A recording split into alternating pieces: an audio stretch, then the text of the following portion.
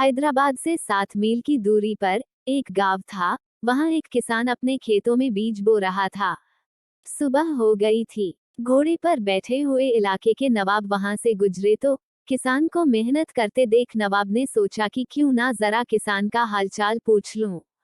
वो घोड़े से उतरे और खेत के किनारे पर पहुंचे और किसान से पूछा, क्यों भाई, तुम खेत में इतनी मेहनत कर रहे हो, कितना कमा लेते हो? कोई फायदा होता है या नहीं?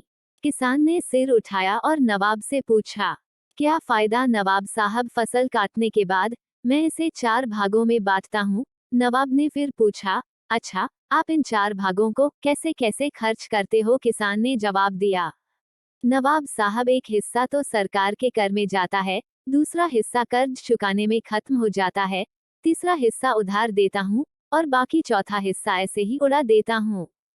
किसान की ये अजीबोगरीब बातें सुनकर नवाब बहुत हैरान हुआ। उसने हैरान होके पूछा, मुझे आपकी बातें समझ में नहीं आई। मुझे अच्छी तरह से बताएं, आप उधार चुकाते हैं और कर भी देते हैं, पर ऐसा कौन सा कर्ज है जो आप हर फसल पर चुकाते हैं? और फिर वो कौन है जिसे आप हमेशा उधार देते हैं और फिर एक चौथाई हिस्सा आप ऐसे ही उड़ा देते हैं? तो किसान ने जवाब देते हुए कहा, नवाब साहब, सच तो यह है कि मेरे पिता ने एक साहूकार से पैसे उधार लिए थे। पिता की मृत्यु के बाद मैं उनका ब्याज चुकाता हूँ और सरकार को करों का एक हिस्सा चुकाया जाता है, दूसरे हिस्से का भुगतान करता हूँ। और तीसरा हिस्सा किसे देते हो? नवाब ने पूछा, मैं इसे अपने 2 बेटों पर खर्च करता हूँ ताकि वे बुढ़ापे में मुझ पर खर्च कर सकें। नवाब ने पूछा, और आप इस चौथे हिस्से को क्यों बर्बाद करते हैं? तब किसान ने कहा, मेरी भी एक बेटी है। आप जानते हैं कि आजकल दहेज के बिना कोई शादी नहीं होती है और दहेज एक बेकार की रस्म है।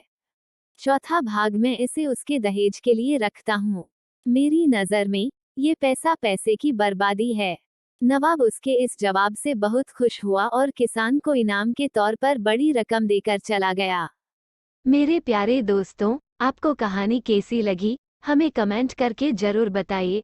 आपको कहानी अच्छी लगे तो लाइक कीजिए, शेयर कीजिए और चैनल को सब्सक्राइब करना ना भूले। कहानी सुनने के लिए धन्यवाद।